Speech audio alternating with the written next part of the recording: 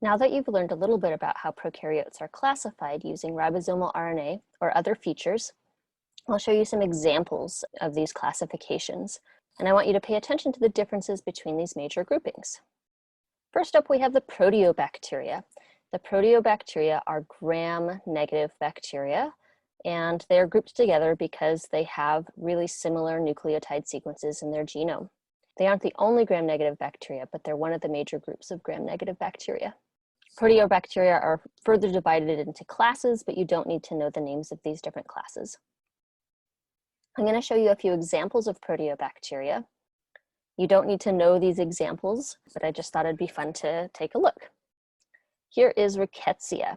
Rickettsia are these little purple cells.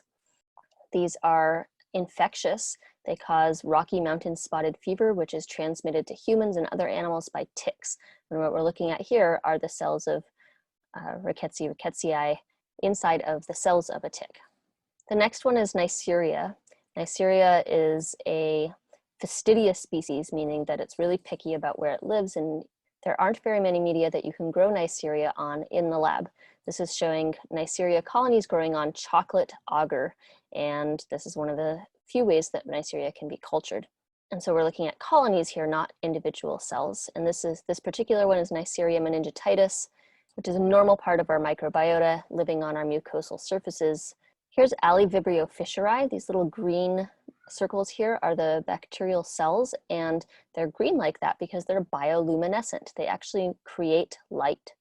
And they live in a really interesting symbiotic relationship with this Hawaiian bobtail squid shown over here. The way it works is that the bobtail squid has a special organ on its underside where it grows A. fischeri on purpose. It excludes other bacteria and specifically just lets the A. fischeri grow.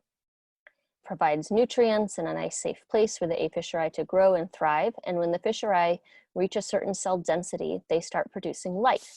That light is very useful to the bobtail squid because the squid likes to hunt at night. And if the moon is out, then the moon will reflect light onto the squid, casting a shadow under the squid as it's swimming around trying to catch prey.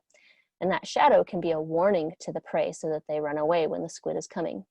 But if the light is being emitted from the underside of the squid, then that helps neutralize that shadow. It's like a little cloaking device because the bioluminescence is really similar in quality to the moonlight. And so now there's no shadow and the squid can sneak up on the prey and have a meal. And so this is a really classic example of what is called a mutualistic relationship where both organisms are benefiting from living together. So what do you need to know about Proteobacteria?